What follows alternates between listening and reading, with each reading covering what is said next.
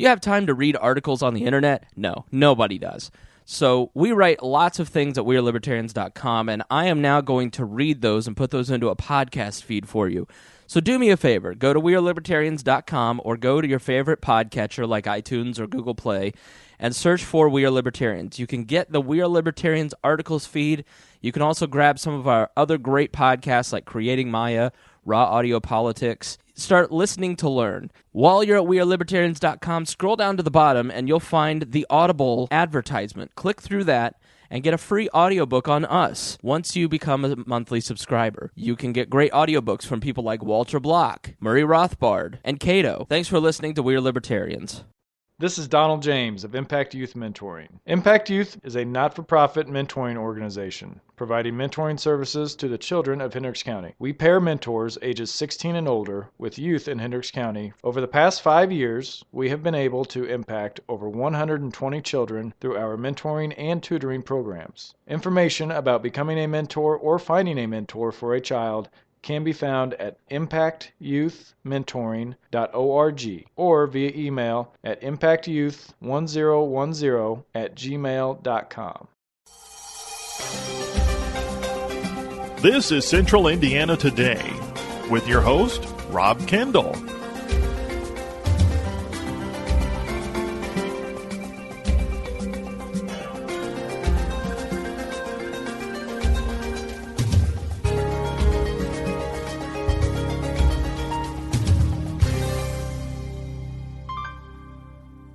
Welcome into another edition of Central Indiana Today here on 98.9 WYRZ. I'm Rob Kendall, the host of the show. Thanks for joining us on the program today. Our good friend, quickly gaining national notoriety for his commentary and viewpoints about politics across the spectrum, Mr. Chris Spangle. Chris, how are you? Thank you for having me. It's always nice to be in the hamlet of Brownsburg. Your girlfriend lives in Pittsburgh. She lives literally could toss a rock over into Brownsburg, but she won't because we don't want the two factions to war. Right, between Pittsburgh and Brownsburg. Well, Right. we do sell gas to Pittsburgh though. We do. Our police, I think our town sells gasoline for like the Pittsburgh town vehicles. You're telling me Pittsburgh doesn't make their own gas? It does not. If the apocalypse happens, Pittsburgh's in big trouble because we're hoarding that gas, Buster. Okay, so you're a veteran of this show, but for people who don't know, you run the We Are Libertarians empire. That's right. You commentate, you write, you blog, and you're nice because you hate Democrats and Republicans equally, so you always give us a fair assessment of what's going on. Hate's a strong word. Distrust, dislike, maybe more accurate than hate. Okay, but either way, you are fair. You're not a homer. Absolutely, yeah. No, and even within my own party, I find myself running up against people within the party. I would consider myself fairly independent when it comes to party, but I am a libertarian party member first and foremost. So. You are, and you became well known because you were sort of the Rupert Poobah. You were like when Rupert ran for governor as Libertarian, who did very well, and then Andy Horning did very well running for U.S. Senate. This was in 2012. Correct. You were sort of the state director. I was the executive director. So they did very well. You got all the credit for it. So now you are probably the most famous libertarian in the state of Indiana. And I put all the blame right on Sam Goldstein, the state chairman. Yes, absolutely. Take credit for what you don't deserve and put blame elsewhere. That's the way we do it. So Libertarians just had and we'll talk about some Republican and Democrat issues too, but Libertarians had a state convention that was very nasty. I don't think it was nasty, but it was contentious, and it was the first time. I mean, we've had contested races, but this was a different contested race than we had ever had before. We had Rex Bell running against Jim Wallace, former Republican, ran against Mike Pence in the primary in 2012. He was kicked off the ballot by Mike Pence and Mitch Daniels and Mitch Robe and Tom John and all the other they did not kick Todd Young off the ballot. The Republicans, yes, they took care of Jim Wallace and kicked him off the ballot, but they left Todd Young it's almost incorrectly on the ballot. It's almost like they just make it up as they go along. That's basically what it is, Rob. Anybody who watched the 2008 Ron Paul convention here in Indiana, that's the reason Greg Zeller is our state attorney general, is they changed Ron Paul rules to keep Ron Paul delegates from going to the national convention.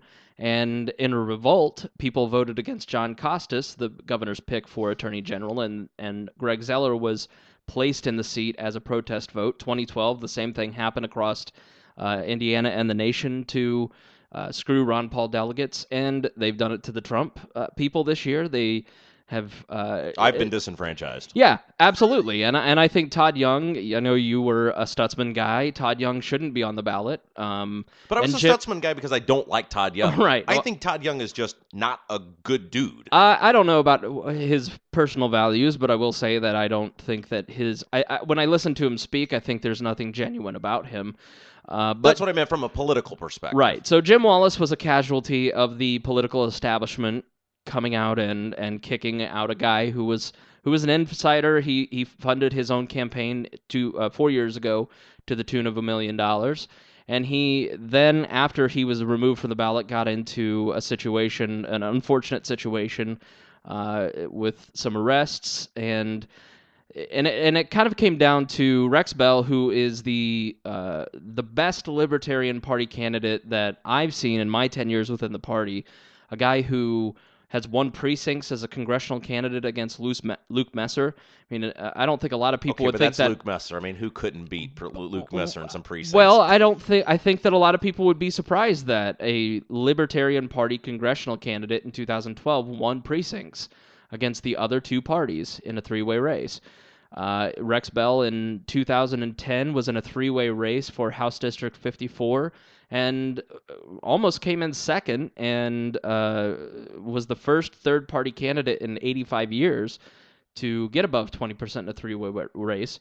So he's an aggressive libertarian candidate, although his personal style is a little bit folksy. And he's been involved in the party for 15 years. And then Jim Wallace, who had joined the party in December, came in and ran a good campaign, an aggressive campaign, and just fell a little short. And a lot of it centered around his viability as a candidate. How would the other two parties, how would they deal with someone who had 2 arrests for domestic violence? And he had a good answer about that. And, he has shared his side of the story with the delegates. And, I'm certainly not a lawyer, and I'm not here to argue one way or the other as to what happened in those situations. But anybody who understands politics knows that what perception is reality. And even if his answer satisfied the delegates, which I think it did, as to what happened, I think it's going to move a lot of people away and leaves the party vulnerable to attacks. And I've heard sense from people on both the Republican and Democratic sides, especially on the Republican side where Pence is taking no chances, that was going to be an issue. So for me, I was a firm Rex delegate. I spoke for Rex and against Jim because, as a political person, I recognize that was a big liability. And Jim is an impressive person. I know he's been on the show here. Jim is a very smart person. He's a good candidate. He's going to work within the party and help us grow. He is a libertarian. I talked to him in 2010 about running for governor in 2012, and I was impressed by him then. But when the choice for the delegates came down to Rex Bell, a longtime party member with a proven track record of success, and a guy who was newer to the party, I think the delegates decided that they wanted to work with Jim, and they wanted to get to know Jim, but they weren't ready to trust him with an incredibly important election for libertarians in this cycle. Okay, so we had Abdul on last week. That's your mentor. Of course, he was like your boss. Right? I met Abdul in 2004, December of 2004, when I became his intern, and he had been here 3 months. And then I worked with him for 4 years, and then sparred with him back and forth when I was the executive director for another 4, and he was in my wedding.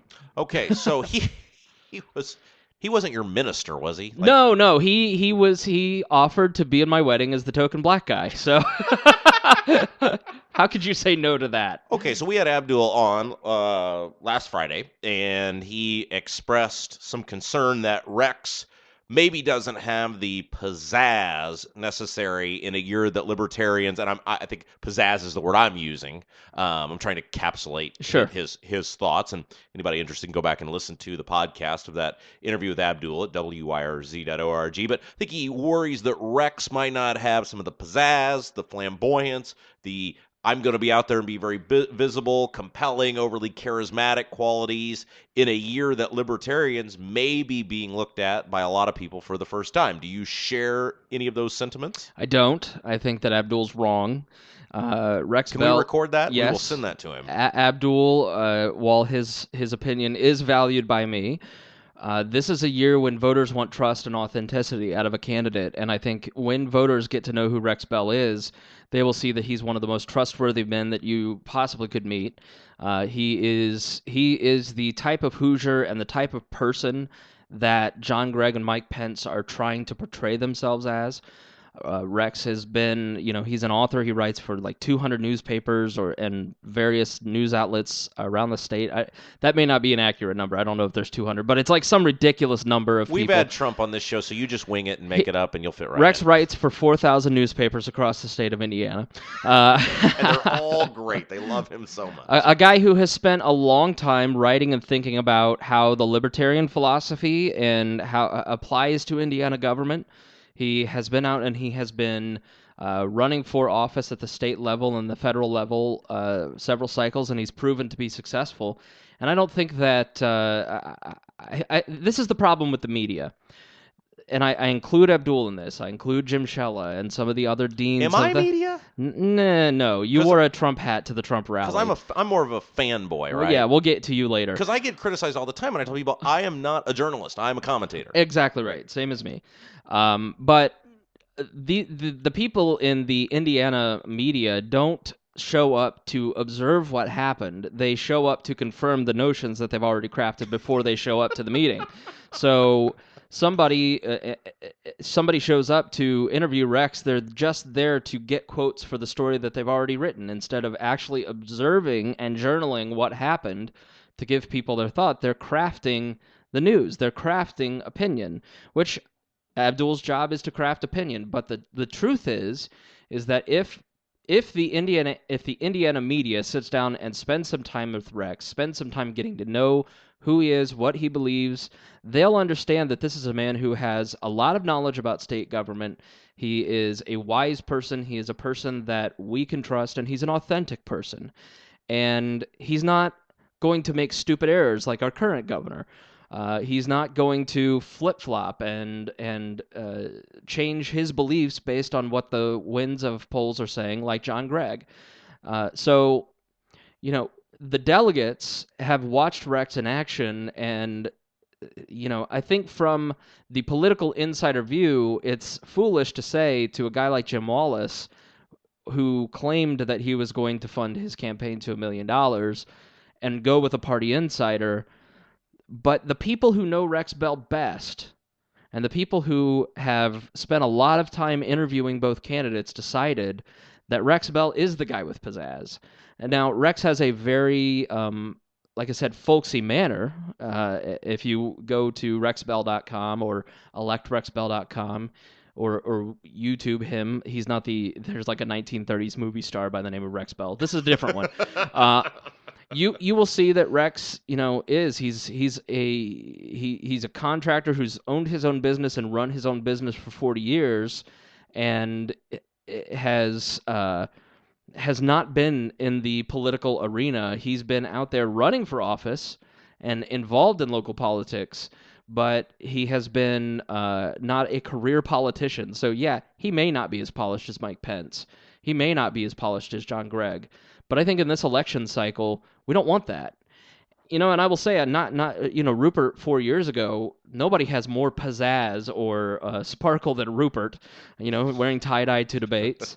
Did Rupert, he wear a suit when they were on stage? Yeah, absolutely. Okay, so no. He wore the dungarees with the tie-dye tank top, Rob. Well, I told you this last time you guys were on the show. I think you vehemently disagree, and you were in charge. I think he would have done well to shave the beard and cut the hair, but you guys felt that it was great to leave him out there as Rupert. No, the problem with Rupert is that we tried to make him too political, and we didn't allow Rupert to be Rupert. And I think that if you look at Donald Trump, yeah, it may be your conventional wisdom of the political insider class may be, hey, Donald Trump needs to be more polished. Donald Trump needs to be more this, more that. He needs to be more like Hillary Clinton. Voters don't want that. And voters rewarded Rupert by doubling our percentage, doubling our vote total for governor in 2012. And we didn't go far enough with Rupert. We listened to that advice, and we tried to force Rupert inside that political box. And frankly, that was the wrong thing to do, and it would be the wrong thing to do with Rex. You know, people don't want that. People can sense when somebody is trying too hard or is not claiming to be who they are. And I think that that's going to continue to be the case.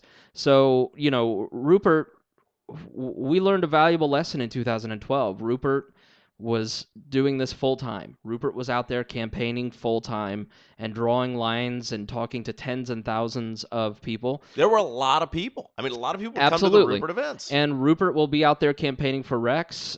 Jim Wallace, I'm sure, will be out there campaigning for Rex. We have a lot of surrogates across the state. Our lieutenant gubernatorial candidate, Carl Tagenhorst, is a very active candidate, and he'll be all over the north of the state. And, you know, you're going to see libertarians make an effort like never before, but Rupert also ran into significant financial challenges by putting his entire business, charity, life on hold for a year. And, you know, I don't think it's any mystery that the libertarians, they don't raise and spend the same amount of money, and you don't raise money to pay a candidate in the first place. So should we as libertarians ask our candidate to bankrupt themselves and Rex's construction business? So, you know, we're going to meet all of the obligations that I think any candidate has, but people inside the political media establishment don't recognize that, and they don't show up to those events, and they don't come out and they don't watch the libertarian candidate. In 2012, the only one that did that was Maureen Hayden. And we love Maureen. And Maureen Hayden was not favorable to Rupert, but impressed by Rupert because she showed up without her story already written. And she showed up and watched Rupert talk to people and wrote about what a dynamic force he was in Indiana politics. So does Rex lack the pizzazz? I don't know. Find out for yourself, because the political established media will not do that. All right. Again, our guest is Chris Spangle, former. I just call you the Grand Poobah. I'm the president of all libertarians. You are whatever you used to be. You are the most famous libertarian in the state of Indiana. You run the We Are Libertarians media empire. Duke Oliver, was an Indianapolis City County Councilor, introduced me to Joanne Sanders, who was president of the council at the time, as this is Chris. He's the president of all libertarians. I interviewed Pence, aired on Monday, mm-hmm. and I just get great interviews, don't I? I know. I mean, I was not expecting that. It really has gone uphill this week, to be quite honest. That's right. We went from the governor to Mayberry in the Midwest special to now you. Mm-hmm. And I got the sense that the governor is not screwing around. He recognizes he has deep challenges, and he is going to throw the hammer down on John Gregg. What do you think, broad spectrum? I want you to take off the libertarian hat for a minute as a commentator about this 2016 race. I think it's going to get very nasty very fast. Oh, I absolutely agree. And I think that was a key factor in why I was a Rex delegate, not a Wallace delegate, because in 2012, we got death threats at our campaign by Democrats saying that we lost that election, that the Libertarians stole Democrat votes. Don't the Republicans say the same thing, though? Yeah, but see, we draw from both parties equally. It's a third, so a third of independents. I do. I think that this is going to be a brutal campaign. I think Pence is ready for it, despite his inane, unexplainable, undesired response last week to the trans bathrooms issue. He just decided he'd put out a press release on it because anybody was asking your opinion about a federal issue. It's not that Mike Pence was wrong. It's just that sometimes you should shut up and you shouldn't shoot yourself in the foot. And Mike Pence As governor, as a candidate 4 years ago, Mike Pence was very disciplined. Mike Pence didn't say... Because he had me working well, for him. he didn't say anything.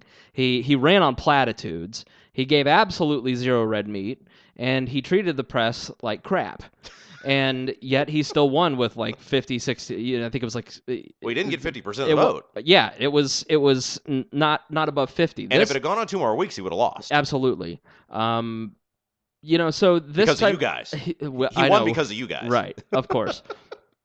Well, I'm sure that the, God's rape is God's will comment from your Senate candidate didn't help. Well, I mean, Mike Pence either. I wrote about this in the Forefront column the other day about Pence, and I said I think he got unfairly linked to that really hurt him. Right. But I do think if that race would have gone on two more weeks, he'd have lost. Because who believes that that Mike Pence is anything but a social conservative first? And that statement that he put out last week about trans bathrooms and unfunded mandates and unchecked federal power, he didn't talk about the fiscal side of it. He didn't talk about the government overreach of power. He talked about respecting the rights of religious folks.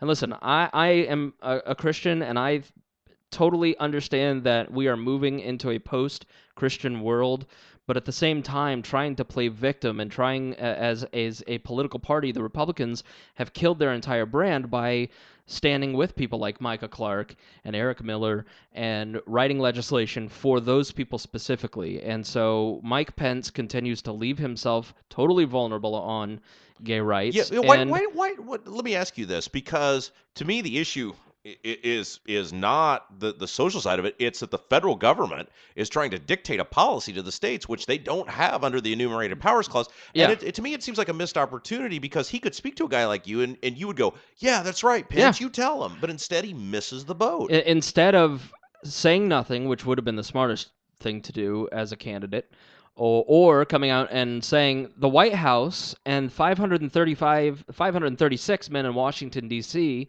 and the federal education department has no business telling the Brownsburg School Corporation what they should and should not do. Only Rob Kendall can tell the Brownsburg School That's Corporation exactly what they right. can and can't do. And instead of doing that and speaking to, the more libertarian strain of the right, he came out and spoke to the very small minority of the population that wants basically a Christian theocracy.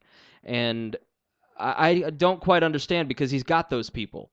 And instead of, he's trying to shore up that base, and instead what he's doing is alienating potential voters on the left and the right. Again, our guest is Chris Spangle of the We Are Libertarians media empire. We're talking a little bit about the governor's race. Chris is going to be with us tomorrow, too, so we're going to talk about some broader spectrum national issues. But talking about state of Indiana right now, I'm torn on this race because Greg's an idiot, so I can't vote for him. Well, he's a flip-flopper. I mean, he leaves himself vulnerable to saying one thing this year that he didn't say 4 years ago.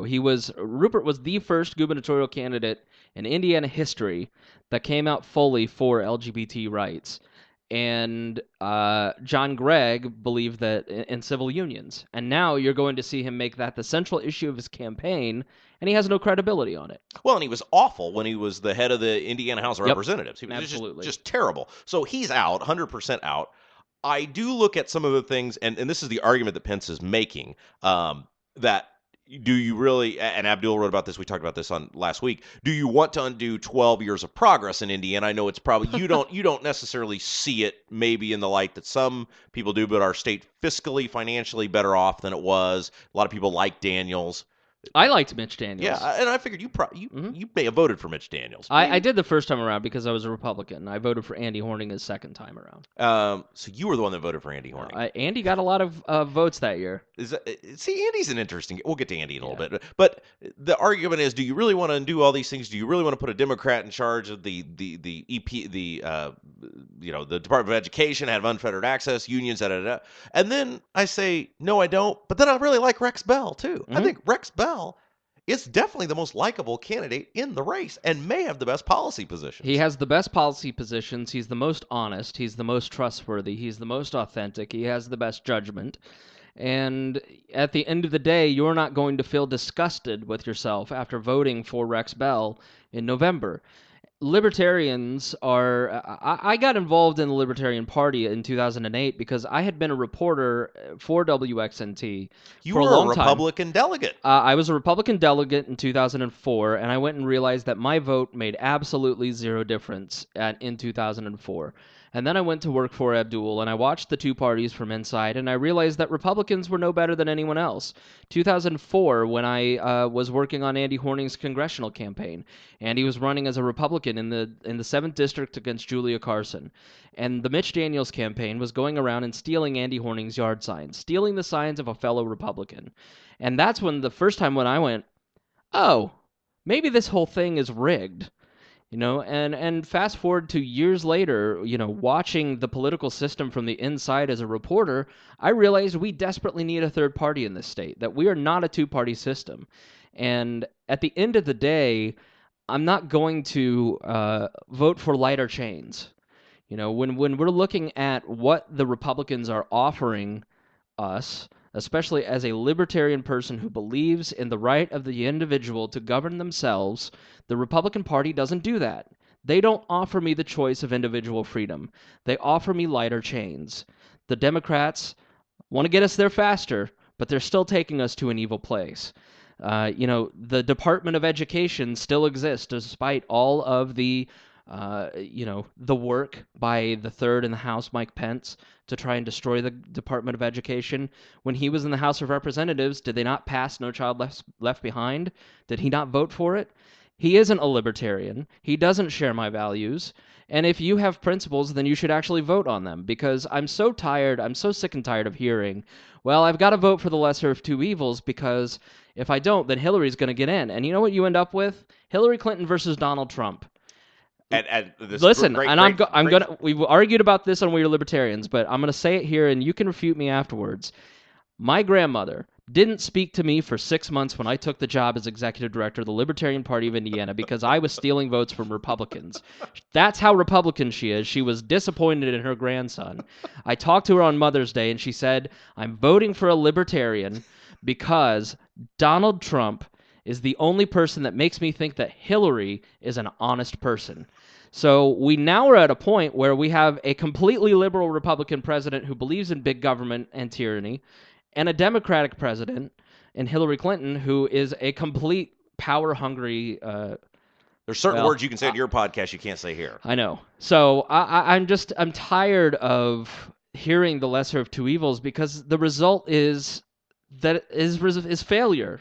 If you continue to vote for the two parties, you continue to vote for your own chains and your own failure. All right, I know everybody heard that. You've insulted Donald Trump. People are on the edge of their seats waiting for me to roar back, but that's a great place to leave it for today. Did people listen to your interview with Donald Trump? It was great. Did you play it? It was so great. Of course we played it. I can't understand. I don't know if you were doing performance art and mocking him to his face, or you were serious. We will talk about it tomorrow. Chris will be back with us. Don't forget, if you missed any part of our conversation today with Chris Spangle of We Are Libertarians, you can check out the podcast anytime you want by logging onto our website at wyrz.org. Until tomorrow, I'm Rob Kendall saying have yourself a great evening.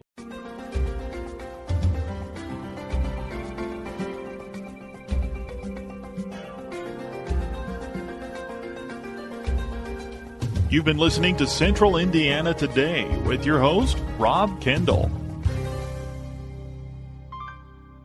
This is Donald James of Impact Youth Mentoring. Impact Youth is a not-for-profit mentoring organization providing mentoring services to the children of Hendricks County. We pair mentors ages 16 and older with youth in Hendricks County. Over the past 5 years, we have been able to impact over 120 children through our mentoring and tutoring programs. Information about becoming a mentor or finding a mentor for a child can be found at impactyouthmentoring.org or via email at impactyouth1010@gmail.com. This is Donald James of Impact Youth Mentoring. Impact Youth is a not-for-profit mentoring organization providing mentoring services to the children of Hendricks County. We pair mentors ages 16 and older with youth in Hendricks County. Over the past 5 years, we have been able to impact over 120 children through our mentoring and tutoring programs. Information about becoming a mentor or finding a mentor for a child can be found at impactyouthmentoring.org or via email at impactyouth1010@gmail.com. This is Central Indiana Today with your host, Rob Kendall.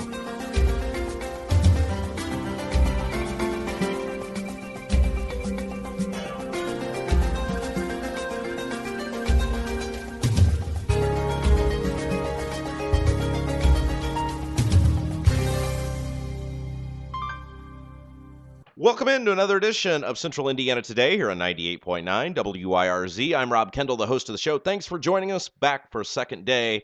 Our friend Chris Spangle of We Are Libertarians. Chris, hello. Thank you for having me again. All right, well, it's our pleasure.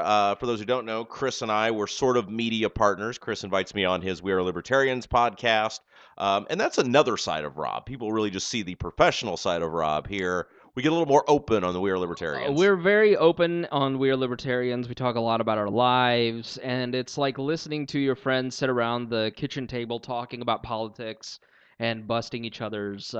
It's community radio. Well, and for people who don't know, we do this several times. You guys are now like you just started this like basically in your apartment.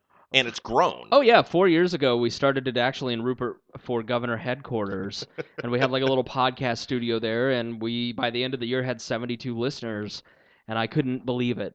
And we're up over 4,000, which puts us in the top 20% of all podcasts. I mean, so it's been great. You do live appearances now. You guys are requested places. So you're sort of, it's laughable. We laugh at it, but it's an inspirational story for anybody who might want to get into that field. Yeah, May 23rd at Morty's, we're having a live show, Morty's Comedy Joint. So you show up at 7 o'clock. You can watch the podcast live. And I was told I got invited to this. We actually had 53 people. We beat Chick McGee and Christy Lee at their podcast, which was a point of pride for me. I mean, I couldn't because you work for Bob and Tom. I do, yeah. I couldn't believe it. So we're growing leaps and bounds, and this is the year when people are really open-minded to hearing what libertarians have to say. Not only libertarians, but also Big L Libertarian Party people. Right. Okay. So when we left everybody yesterday, you had just thrown a big giant grenade at Donald Trump. You also then insulted my interview with Donald Trump. I didn't insult it. I just didn't know if it was genuine performance art where you were mocking him to his face or if you actually believe that. Well, it's getting ridiculous because I feel I haven't accomplished a whole lot, but I feel like I have. I've spent 15 years in radio, and I was the youngest elected official in the county, and we did a whole lot of great stuff when I was elected. But I am now known just as the guy who interviewed Trump. Like, total strangers will come up and go, hey, are you the guy that interviewed Trump? And it's like, no, I'm Rob Kendall. Did you interview Trump with that extremely small board that you have sitting there? Yes, it was this very small board. Chris often makes fun of my mobile board by which I record the show with. It's very little. It's sad. It's very small. Now, here's the deal. You were on me at the first. We both got media passes to the first Trump rally. Now, you've got to admit that was very nice of Mr. Trump to put a We Are Libertarians group giving media passes to his event. Why? We're nonpartisan, and you hate Trump. Yeah, but my co-host Greg is a Trump supporter, and I don't hate. Well, I do hate Trump. Yeah, but I will say that it was informative, and we've written on WeareLibertarians.com about our impressions of the event. Yeah, I was actually very surprised that we got media passes, but it didn't surprise me too much because the Republicans want to try and court the largest block of independent voters, i.e. libertarians. Okay, so I went and I wore my Trump hat, and you were very critical that I wore my Trump hat with a media pass. I have hanging on my wall all of my media passes from the last 10 years of working in local media. I have dozens and dozens of media credentials. Are you like Ron Burgundy, many leather-bound books, but instead yours are mini press passes? I have never in my life been in a press pit at a political event with a member of the quote-unquote press who was wearing campaign gear for said rally. It was unbelievable. And the funniest part was when Trump would make fun of the media and go, look at those dishonest liars. And everybody turns around and looks at us, and Rob and I are sitting front and center right directly in front of Mr. Trump. And he is saying what a bunch of dishonest liars the media is. And Rob is sitting there waving with his stupid hat on. And nobody could take it seriously because everybody in the crowd just started laughing because they're like, Clearly, something's wrong. Something is wrong with something. We here. ruined Mr. Trump's rally because we threw off his. I mean, that's like it's like going to a concert. You know, there's spots in the concert, you know it's going to happen, and there's spots in the Trump rally where he's Right. going to insult the media, and there's a guy in a Trump hat. I ate that up. I loved it. We are Libertarians on our YouTube channel. I have video of that, and then at the end, your big cheese. And then the other great part was the next one. I was in the audience, but I was right behind him on television the whole time. Yeah, right. But here's the deal. I am not a journalist. I am not unbiased. I am very fair when people come on as guests on the show. I'm not a gotcha person. Sure. I had Pence on, as we talked about earlier this week. I was very nice, even though I have some serious issues with the governor. Still very nice. If I have Greg on, I'll be very nice. Rex Bell comes on, I'll be very nice. But I am not unbiased. I have an opinion. I am quite candid about that opinion, and I am a Donald Trump fanboy. And listen, I have obviously I work for We Are Libertarians. I have a very definite point of view, but I am very fair. I do, if I sat down and did an interview with Mike Pence, I would ask him tough questions, but I also would be fair to him and not try and do any kind of gotcha. But I think that if you show up to a press event and you're wearing campaign gear, your ability to, just like we talked in yesterday's episode about Abdul and the Indiana media, how they show up with their narrative already formed, and now they're just trying to verify what they already think is happening. You show up in the campaign gear, you don't get the unbiased look. You get people's reactions towards what you're wearing. You also diminish the amount of respect that the rest of the press has for you, Rob Kendall. Well, that means so much to me. Which is tremendous. Yes, I've really cared so much over the years about what others think of me. So Brian Howie was just looking like, who is this guy? Howie of Howie Politics, Indiana. So I've been asked so many times by people on air and off, how did you get the Trump interview? And I said, because Donald Trump is a gorilla. You can put him at a Wendy's at 2 a.m. 10,000 people are going to show up, so it doesn't matter who you put him with. Just podcast the thing, and people will hear it. Right. And so they said, why wouldn't they put him with me? I mean, why wouldn't you let Rob do the interview? You're wearing a Make America Strong Again Trump. Don't just... my mother got me this shirt. Just don't hope for change, vote for it, and you're wearing your Donald Trump hat. Yeah. Why wouldn't he interview you? And at the end, he's like, oh, I wish all my interviews went like this. Yeah, because he just again, I wish I could say what I want to say. Yeah, this is not the internet. It was a very favorable interview. It was very happy for Mr. Trump. I mean, it literally may have made my career, though, because I am now the guy that interviewed Donald Trump. That's all I'm known as. Rob Kendall, the guy that cut more taxes than anybody in the history of Hendricks County. That doesn't matter. Youngest elected official in the county doesn't matter. $50 million of infrastructure in some town doesn't matter. I'm the guy that interviewed Trump. Forever and always. That's who I will be. And what an interview it was. Oh, it was great. The greatest 15 minutes of my life. Okay, we bring up Trump, and the reason we bring that up is the Libertarians have a lot at stake this year because in polling, the generic Libertarian man is doing very well against Clinton, or relatively well. I mean, they're not winning. They're not within the margin of error, but they're doing very well in a Clinton-Trump presidential election. And there's a national convention coming up where you guys are going to select the nominee. Is that right? Mm-hmm. Tell us how it works. Okay, so the three front runners, there's always like 20 different people running for president in any party, but in the Libertarian Party where it's much more egalitarian and the delegates truly are allowed to select their candidate. Yeah, because people don't vote on them like they do the president, the Republican or a Democrat. Like Austin Peterson won the Missouri primary because he's from Missouri, but it has no effect on our convention. It's just another sign of strength for that campaign. But what I'm saying is, like, the Joe citizen does not go to the polls and vote. You have to be a delegate to the state convention. Is that right? So even here in Indiana, our primaries are closed party business. If you go and vote, that's why you had to select Republican or Democrat, and you couldn't select a Libertarian ballot. It's because the Republicans and the Democrats force the taxpayer to pay for their closed party business. Which is awful. It's terrible. And the Libertarians do it at convention paid for by party membership. And you guys invited me this year. We did. You guys were very gracious. Yes. Thank you so much. And, that's why when you walk in and you're forced to select, it's not an open primary, it's a closed primary. And so the Libertarians do it at convention. Although I won an open primary once, so I do owe my life to an open primary. Right. And so at the end of the month on race weekend down in Orlando, Florida, the delegates will vote on our presidential candidate. The three strongest are former New Mexico Governor Gary Johnson, who was our candidate in 2012, who is... You like Johnson? I do. Now, are you voting in this? I'm not going because I'm going, I was going to the Indy 500, don't get me started.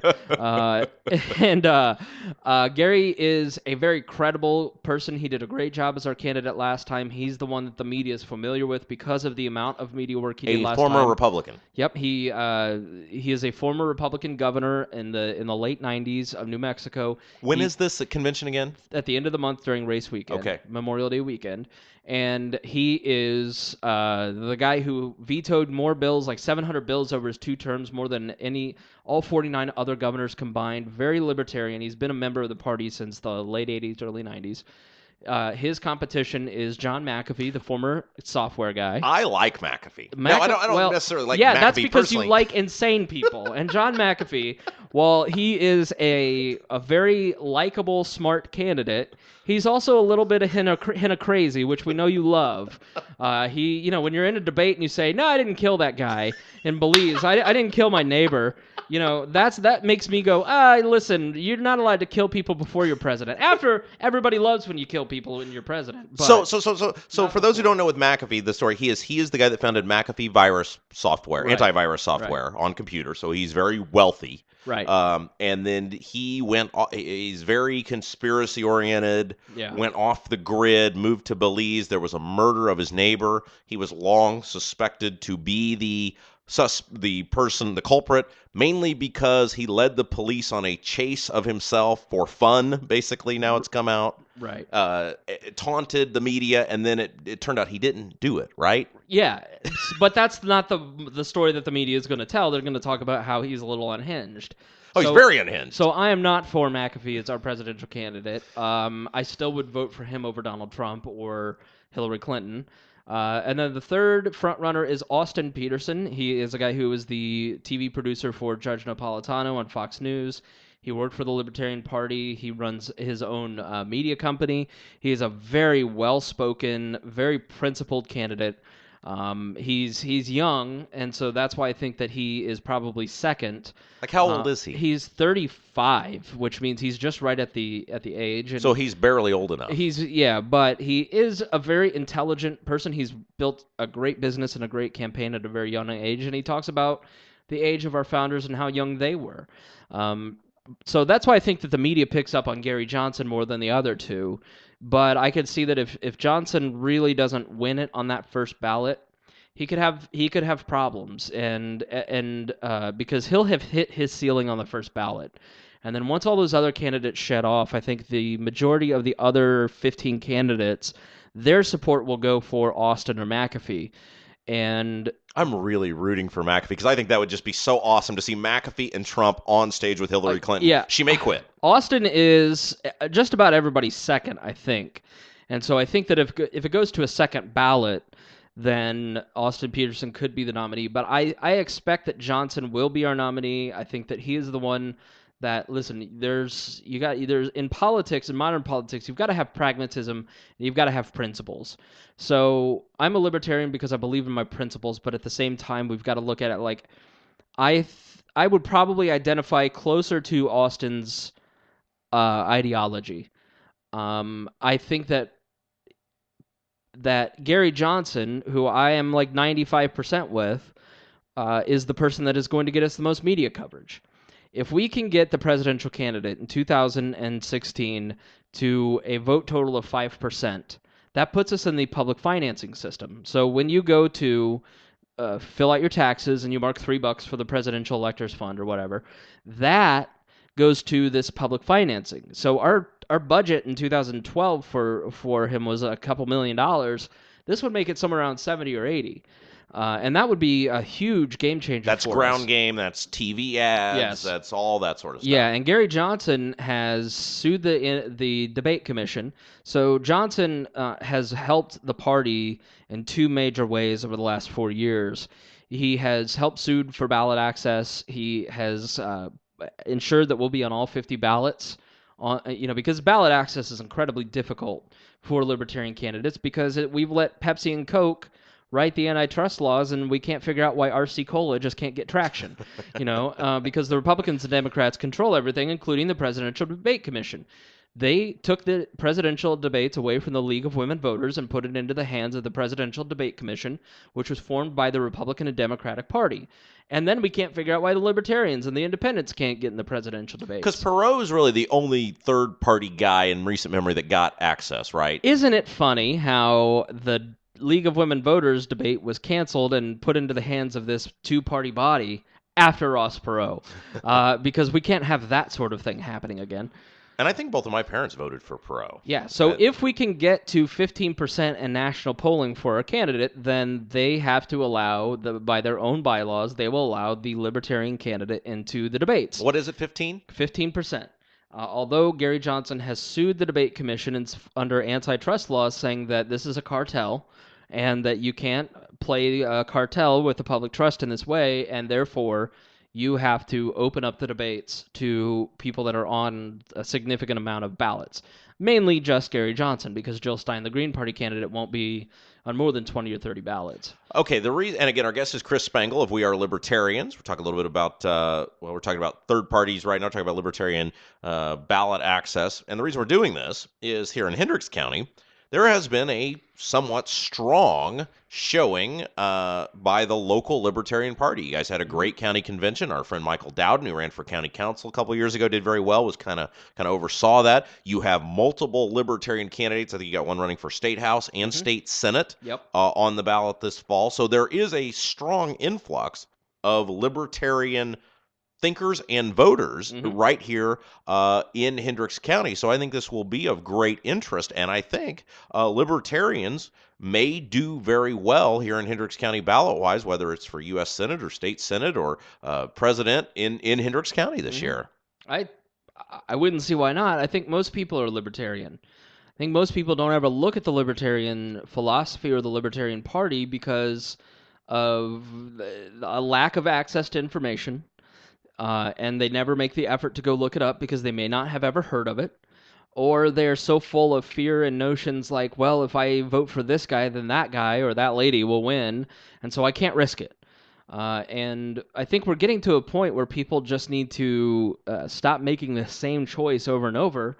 That's the definition of insanity. We want things to get better, and we keep voting for the same two parties. So I wouldn't see why we wouldn't have a very strong result here in Hendricks County. I grew up in Plainfield, and Hendricks County is a very practical county and full of great libertarians who are who may not just not know it yet.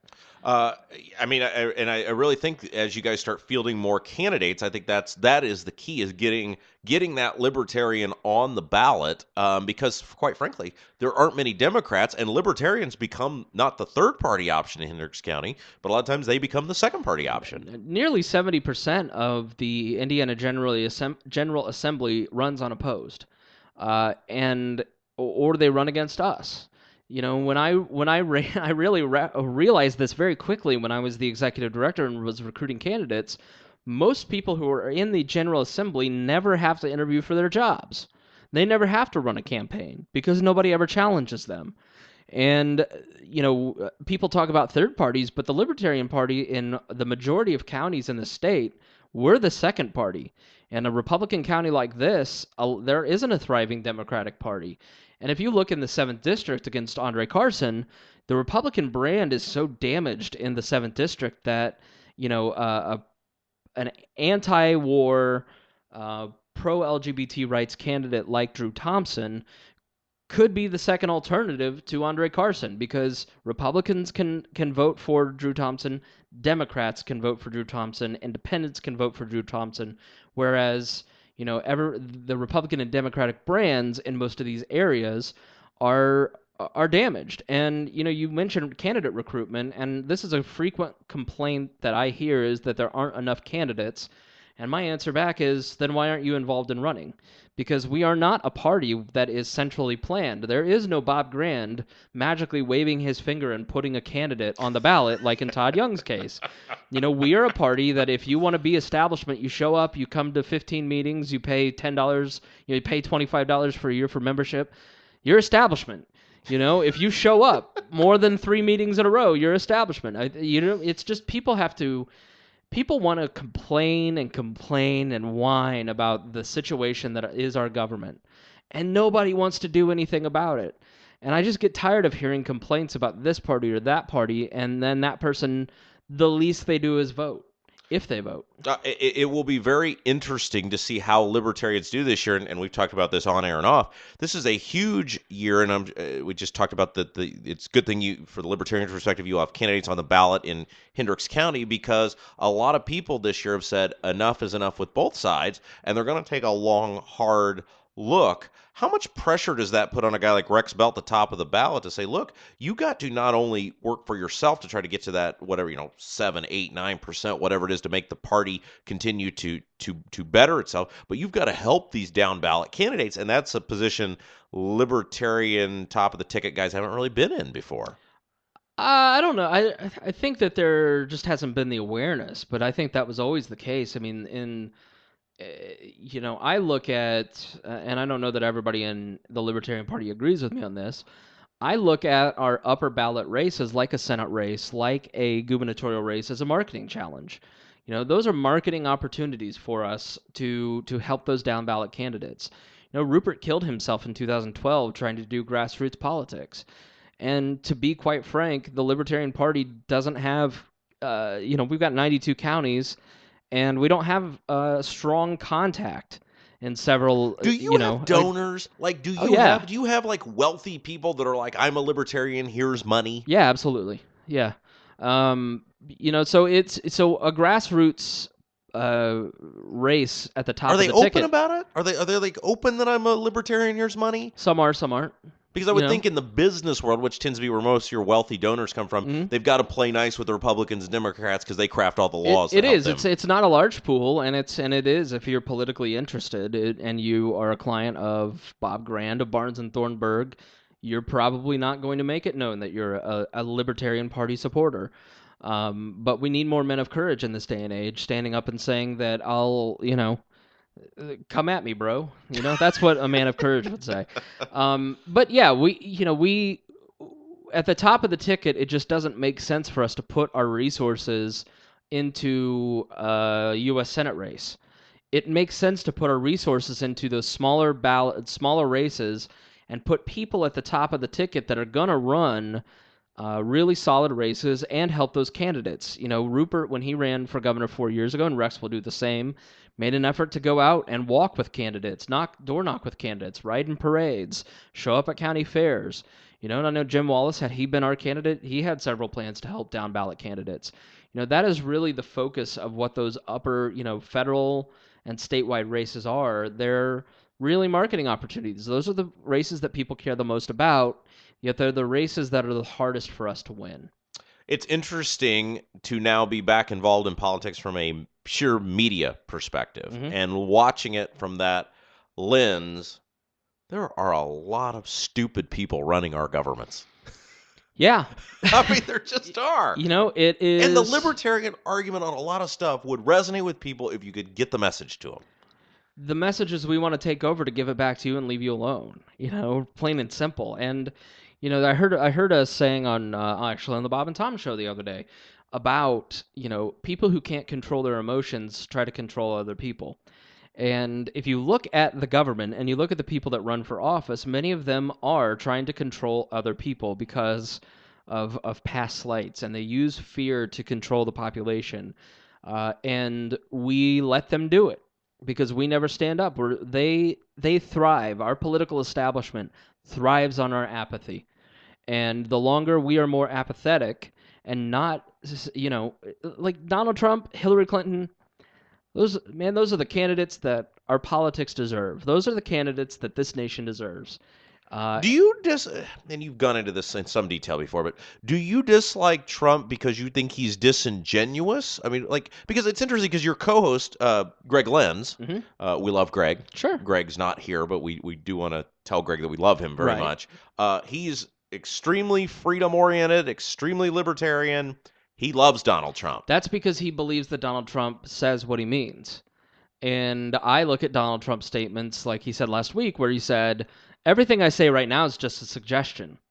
Well, that's not the kind of person that I want running my But government. that's what the president is. He can't, see, I think that would resonate with you because Obama rules a lot of times by edict, executive order. Trump's saying, look, I can't just do this. This is a suggestion. You guys tell me what you want and let's work together. You're out of your mind if you think that Donald Trump is not going to get in there and make a ton of executive orders. This guy is about winning, and his definition of winning is the definition of winning.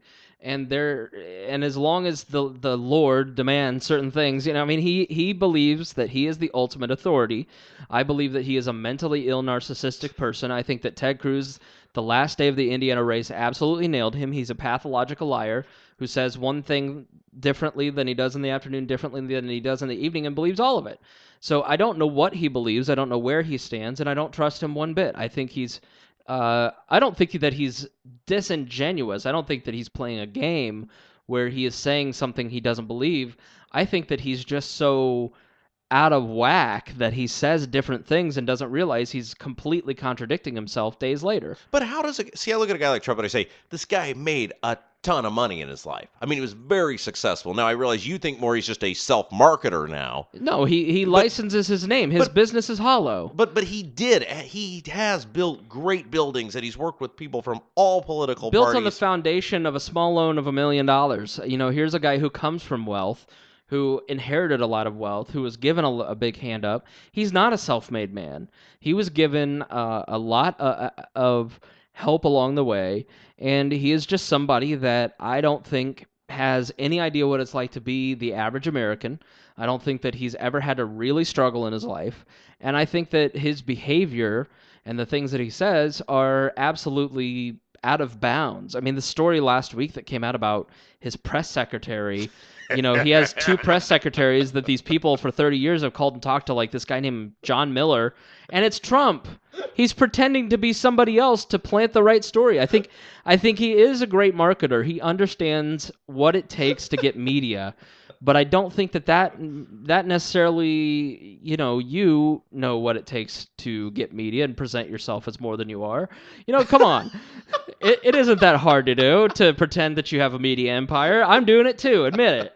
But I tried to tell this to Abdul, I want to watch this corrupt 2-party system go away. And I think Replaced by Trump what? is the guy that can do it. But Trump isn't, because if you come in and if you shake up the foundations and put a guy like Trump up in there, what is it being replaced with? It's being replaced by Donald Trump's vision of whatever Donald Trump wants. That's not the founding of our country. The founding of our country is that the government shouldn't exist. It should leave us all alone. So the destruction of the country for the benefit of one man's ego is not something that I'm interested in at all. Okay, I want to close with this. Trump tweeted the picture of him with the taco. Oh my God. Taco bowl last week, and yes. you put something out, and I don't even want to try to paraphrase it because I'd never heard of it before. But what did you? I mean, you were like petrified. I wasn't petrified. I mean, your post that was very cryptic and like. Was Donald Trump mind messing with me? Yeah. Gaslighting. Yes. So it's is that a phrase we can say on the radio? Yeah, gaslighting it comes from a 30s movie, and it's about it's an emotional manipulation term that is especially used in a lot of domestic violence situations. Did you have to look this up, or did you know this? No, phrase? I knew this already. I mean, anybody who has experience around people with domestic violence, or you spend any time trying to grow yourself emotionally, you learn the term gaslighting, and basically... So that's my problem. I've never tried to grow myself emotionally. Right, exactly. You're a stunted man with a small board.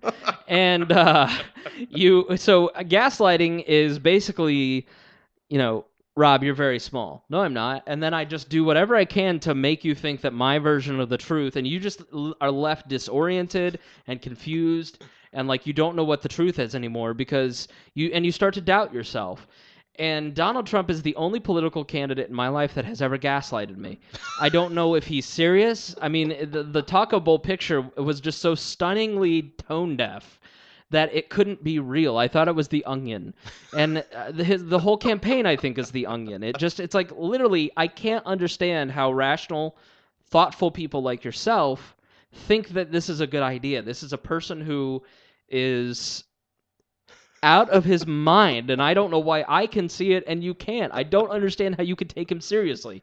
And so, like, I look at it and I go, is this performance art?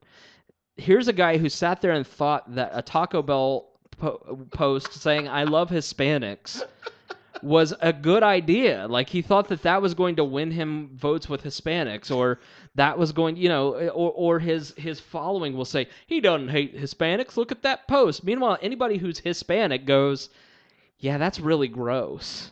And now the other caveat to this, and I guess it's true, there was a picture of his ex-wife under the Taco Bell. Yeah, no, that is the one fake one is the picture of him and Hitler in the back. That one's not real.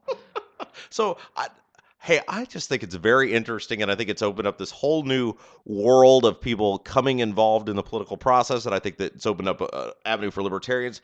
I think the Trump presidency is going to end up going down or the Trump candidacy for president is going to go down in the history books as one that opened up the nation on all sides of the political spectrum. I don't know. I mean, I think it can be bad in the way that people will try to emulate Trump, and there isn't anybody like Trump. You can't emulate Trump. There's, people who say, oh, he's rewritten the rules of politics. No, he hasn't, because nobody can do what Donald Trump does. They can't be obnoxious and likable at the same time for the most part. They just come across as obnoxious. So I don't know. I think he's more of a Ross Perot where it lasts for a couple cycles and then flames out, as opposed to the Goldwater Ron Paul model where it ignites a movement. All right, Chris, you were wonderful. Thanks as always. We are Libertarians. That was Chris Spangle. We are Libertarians. Don't forget, if you missed any part of our interview, check out the podcast anytime you want by logging onto our website at wyrz.org. Until next time, I'm Rob Kendall saying have yourself a great evening.